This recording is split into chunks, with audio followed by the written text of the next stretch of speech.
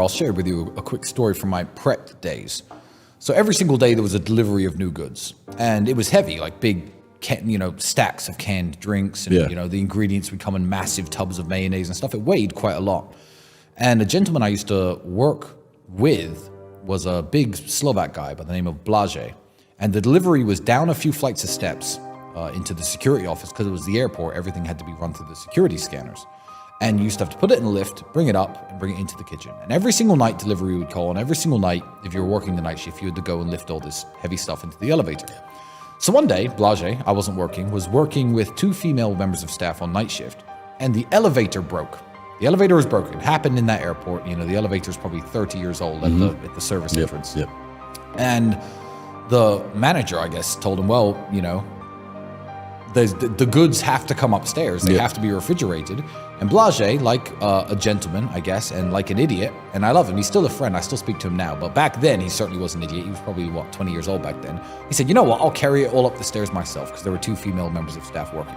So he goes downstairs, picks up these heavy, 24 cans times 2. You're picking up 48 cans of drink at a time, running up these stairs. Took him 5 hours to complete the delivery. And he slipped a disc in his back. And when he slipped a disc in his back, he called in sick the next day. He called in sick the day after.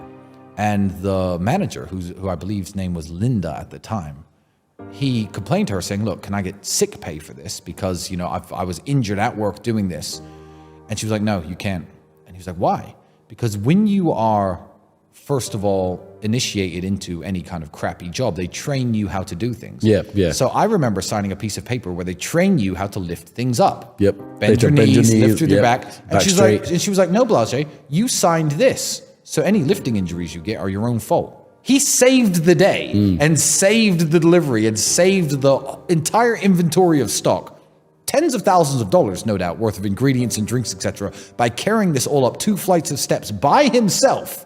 Slipped a disc, and he was off work for maybe a month. They didn't pay him a single penny because he'd signed this stupid waiver saying, I know how to lift things. That's very different from what he was asked to do that night. And it just made me think, wow, big corporations don't actually care about you.